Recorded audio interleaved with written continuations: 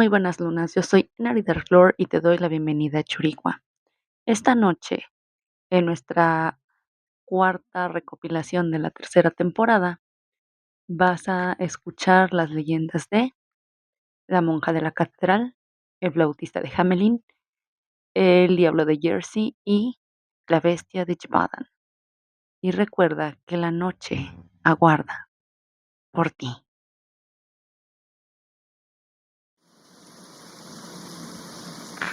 Este convento ha sufrido mucho.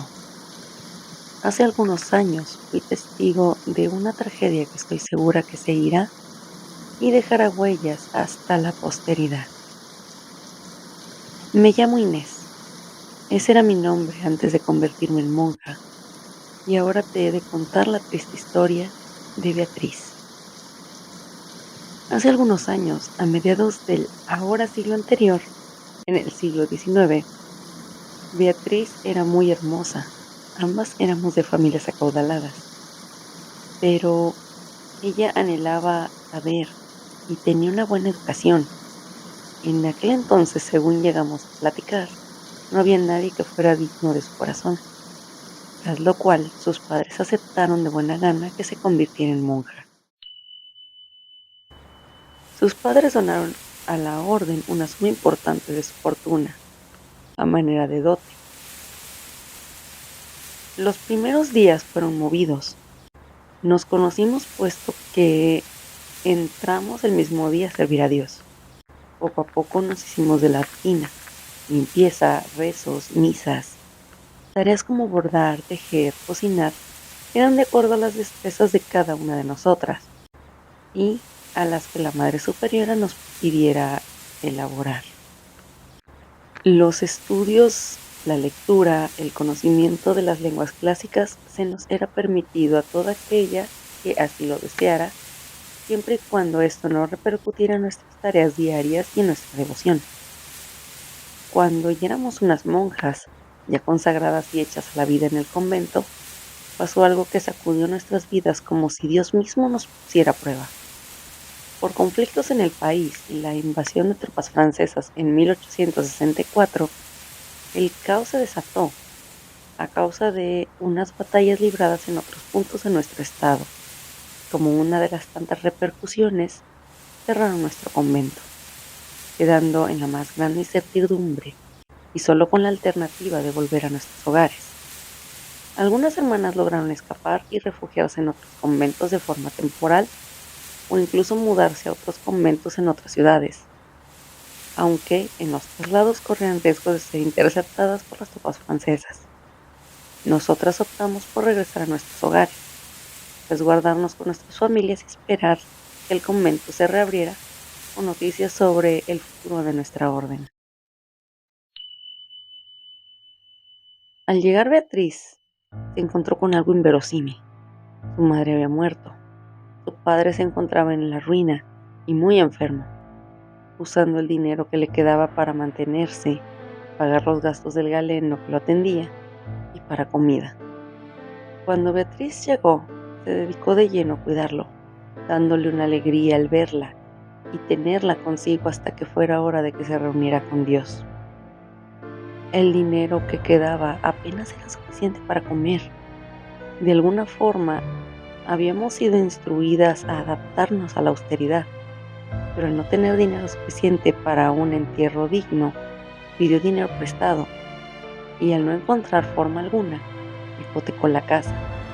Después de todo, solo le pedía a Dios que el convento reabriera justo a tiempo, ya que sabía que apenas alcanzaba el dinero que quedaba para subsistir un tiempo. Una noche, tocaron a la puerta, de forma desesperada. Era un hombre, un francés, pidiendo auxilio, vociferando en volumen bajo, con acento francés. Por el amor de Dios, estoy herido. Ayuda, ayuda. Ella dudó por un instante, pero recordó sus votos, y que, sin importar el origen, había que ayudar al necesitado. Abrió la puerta y lo invitó a pasar. El soldado, cubierto con una capucha, apenas se mantenía en pie. Él le agradeció con creces su ayuda. Ella se dio prisa al acogerlo y a curarle la herida. Tomó su uniforme y se dedicó a cuidar de él, a coser su uniforme y a darle de comer. El joven soldado afirmó llamarse Ferdinand, pero ella, para esconder su origen y evitar problemas, escondió sus pertenencias en un arcón. Le exigió no hablar en caso de que alguien llegase a la casa, que si deseaba quedarse allí aceptara llamarse Fernando. Él aceptó de buena gana. Se quedó con ella y poco a poco se fueron acercando. Ambos habían sido una vela encendida en la oscuridad de sus vidas para el otro. Platicaban de temas variados. Incluso una vez, recuperado, insistió en quedarse una temporada más con ella. Él consiguió que el corazón de Beatriz titubeara. Al fin, un hombre era digno de él. Incluso se dispuso a ello, a dejar su vocación religiosa atrás. Fernando se comunicaba por cartas que dejaba a Beatriz en su nombre y recogía ahí mismo para sus superiores, donde afirmaba que se encontraba con vida pero escondido, espera de órdenes. Por desgracia, ya en noviembre de 1866, todo se desplomó. Las tropas francesas se debían retirar. Beatriz quería irse con él, pero Fernando la detuvo.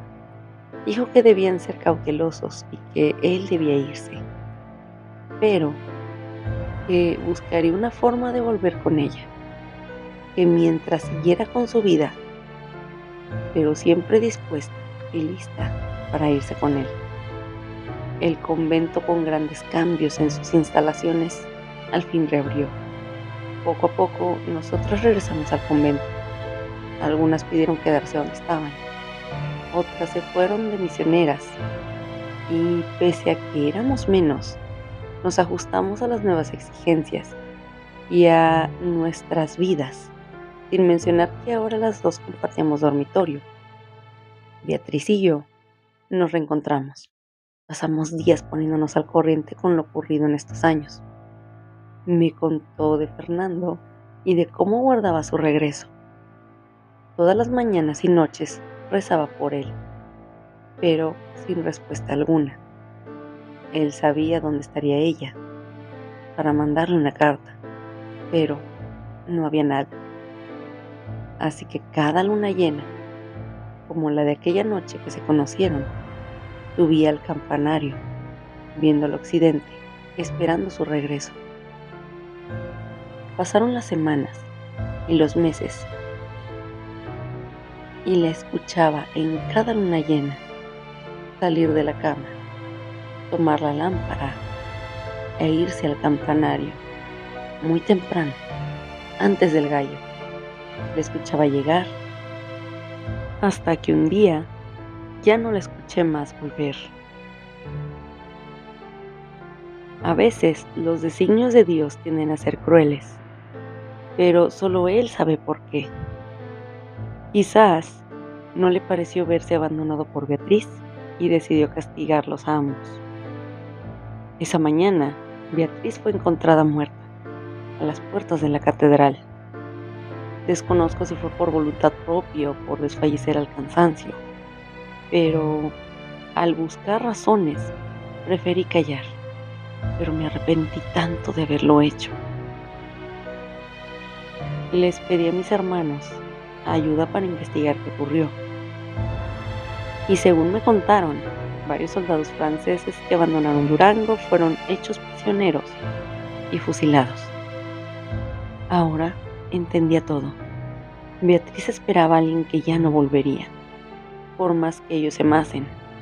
Por si fuera poco, cada luna llena, muchas personas afirman que en las noches de luna llena se ve la silueta de una monja en el campanario. Es Beatriz, esperando por aquel que ya no pudo volver. Y heme aquí, rezando, rezando porque algún día Fernando pueda volver por ella.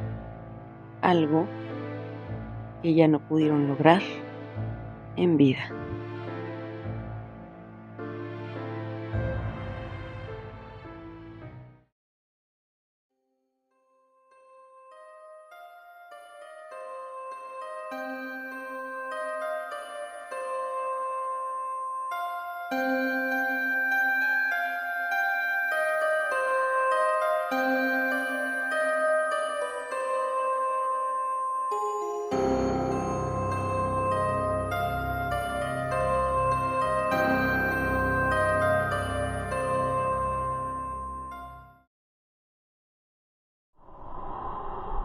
He aquí nuestra aflicción.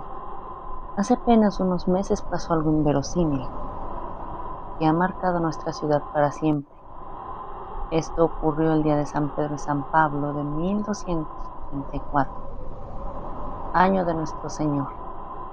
Era común que aquí en Hamelin hayamos sufrido tal como te has de dar cuenta. Hemos sufrido hambrunas hace poco, algo que nos ha afectado a todos, en especial a los más jóvenes.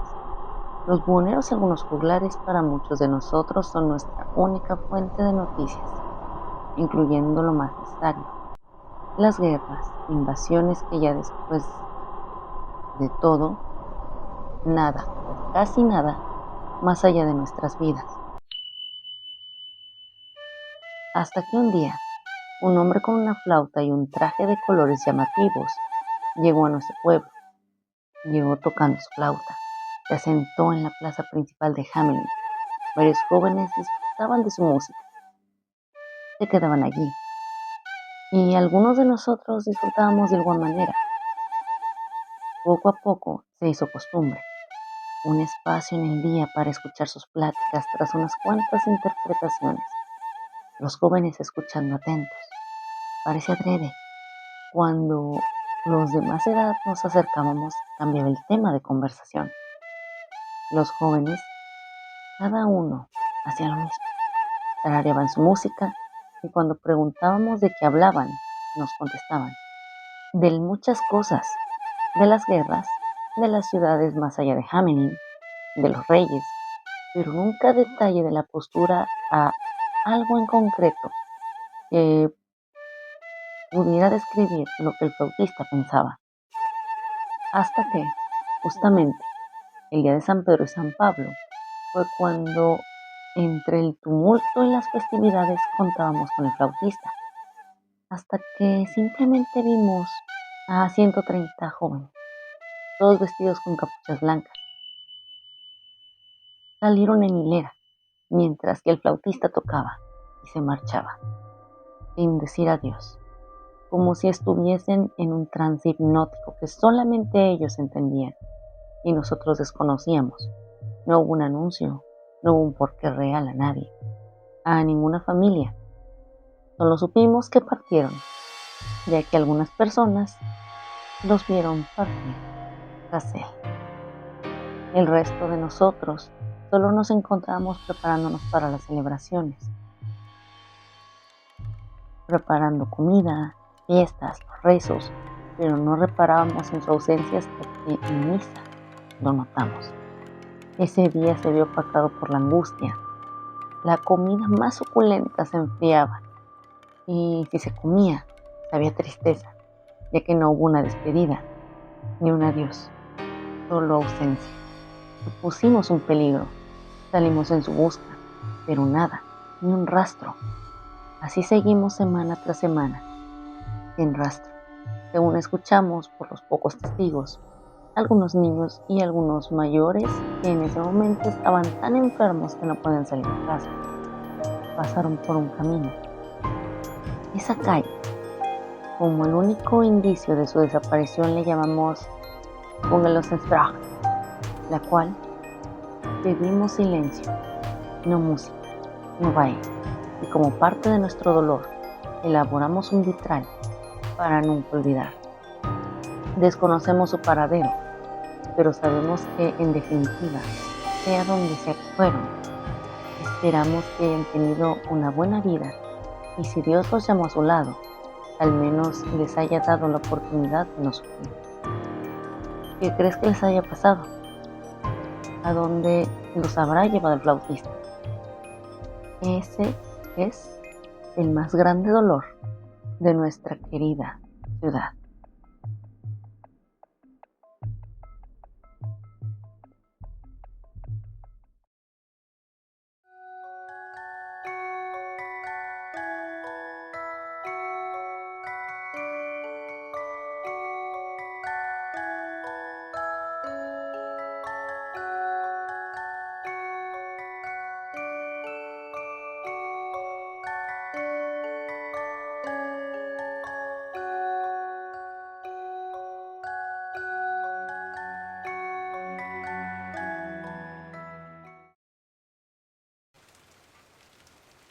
Aquí en New Jersey la vida puede ser tanto truculenta como sencilla, dependiendo de si prefieres una ciudad o el campo para vivir, aunque muchas veces el vivir en el campo tampoco es garantía de calma y tranquilidad.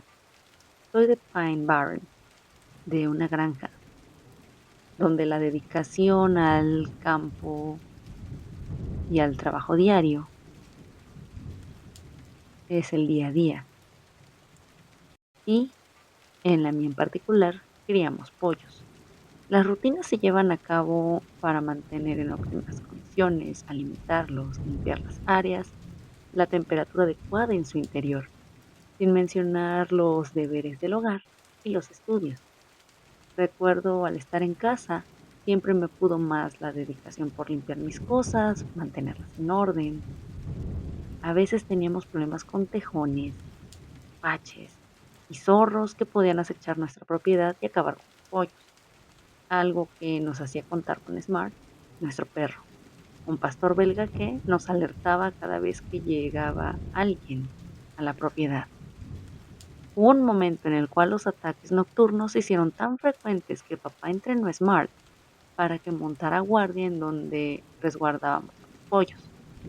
Cada que lo escuchábamos ladrar de noche, papá se asomaba y veía a Smart correr atrás de algo. Cualquier animal que se echara a los pollos salía despavorido, y tras ser perseguido por él, terminaba internándose en el bosque o saliendo de nuestra propiedad. Una vez que nos acostumbramos a la excelente labor de Smart, papá dejó de salir. A veces solo se asomaba a la ventana o decidía seguir durmiendo, hasta que una noche se encontró con un depredador aún más aterrador. Cierta noche de otoño escuchamos a Smart ladrar y seguía ladrando, pero cuando lo escuchamos sollozar, mi padre salió armado, mamá tomó un arma y se quedó en la puerta de la casa. Escuchamos el alboroto de los pollos y los sollozos de Smart. Papá salió con cuidado y yo me quedé atrás de mamá en la puerta de la casa. Papá dio un tiro al aire. Sí, escuchamos un gruñido.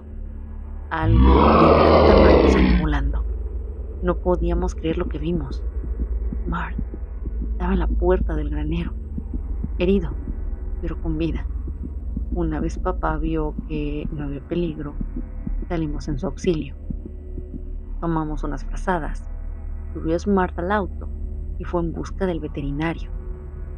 A la mañana siguiente vimos plumas regadas, resto de algunos pollos en el lugar y lo más inquietante, mezclados entre la sangre de los pollos y de Smart, se dibujaban unas pezuñas. Buscamos rastros en el fango, pero apenas llegaban a un par de metros de distancia y desaparecían, como si se hubiera esfumado de la nada o hubiera volado. Mamá simplemente exclamó: El diablo de Jersey. según me contó mi madre, es una criatura que habita la región, aquí en Pine Barrens, la cual es básicamente un demonio con pezuñas, alas y cara de caballo o de asno. Hay muchas historias sobre su origen. Sin embargo, la que mi madre me contó era de que hace mucho tiempo existía la familia Leeds. Mary Leeds, o Mamá Leeds, estaba por tener a su 13º hijo, el cual, por un pensamiento o por la fe y origen de su padre, se convertiría en el diablo.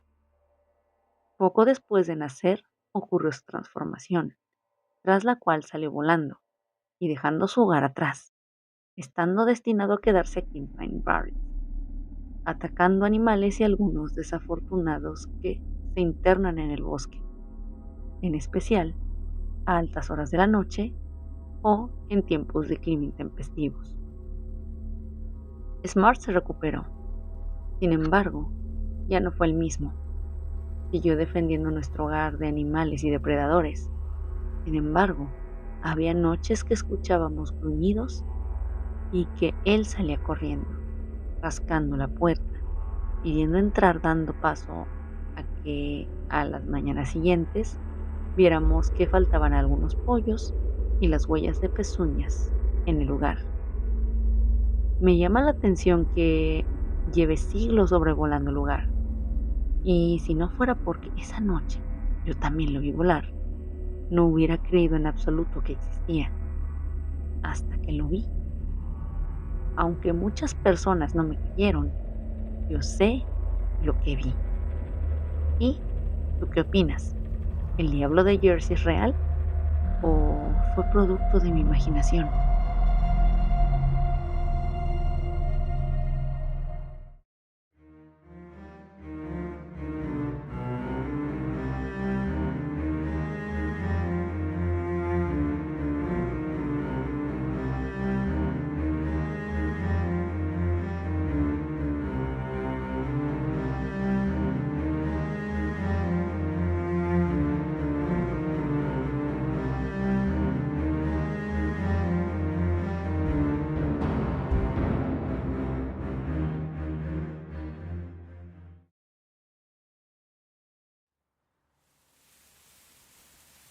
Hace ya algunos años perdí a mi hermana Immanuel, víctima de lo inexplicable. Con mucho miedo y a pesar de no dejarse de nadie, no pudo con lo que le deparaba. Fue una de las tantas víctimas de lo que hoy en día llamamos la bestia de Gibbotten. A finales de 1764, Immanuel salió a pastorear nuestras ovejas. Miedo, ya que la bestia estaba al acecho. Teníamos miedo, pero debía ir.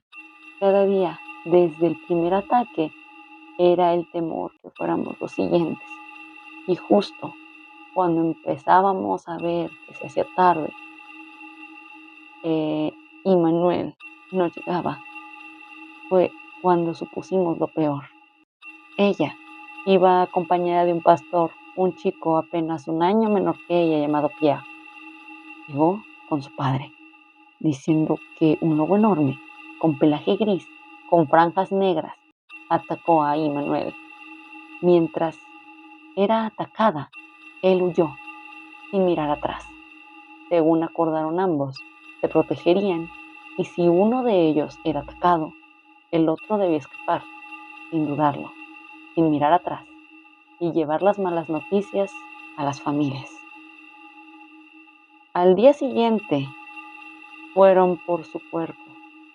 La reconocieron por la enagua que yo misma le bordé. No cabía duda. Era ella. No pude verla. Mamá no me lo permitió. Pero, según me dijeron, era esa criatura. La dejó irreconocible. Y según escuché, le arrancó la cabeza y el corazón. En el verano de ese año, una pastora llamada Jean Boulet fue atacada por una bestia que tomó su vida. Ella fue la primera víctima. En un inicio pusimos un lobo, ya que hay varios en la región. En general no tienden a atacar a nadie de día, a menos que los ataques o que te internes mucho en el bosque.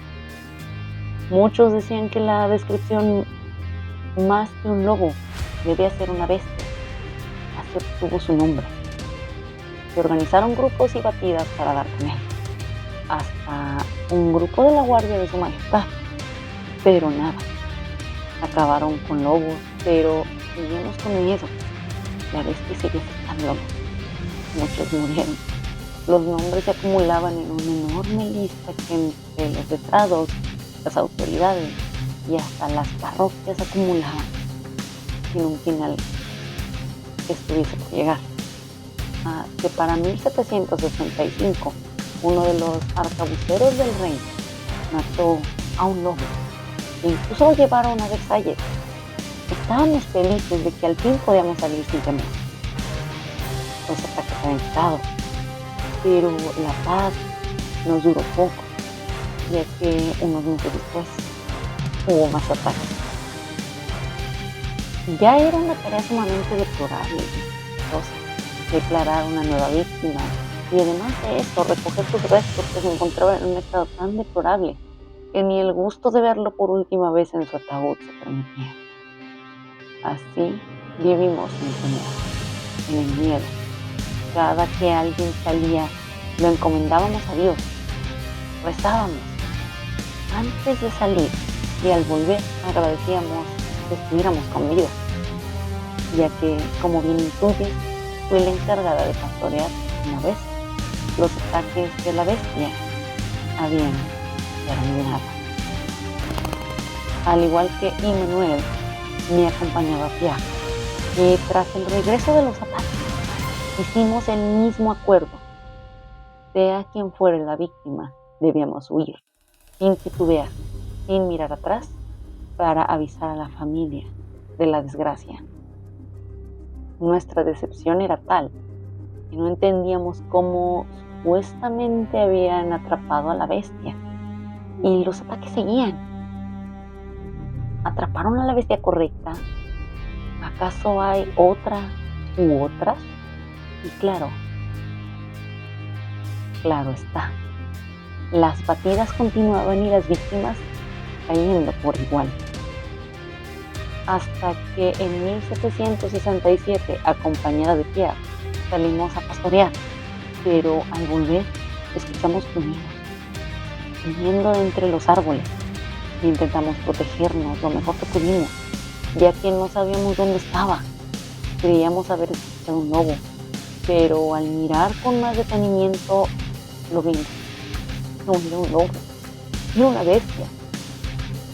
Era la bestia.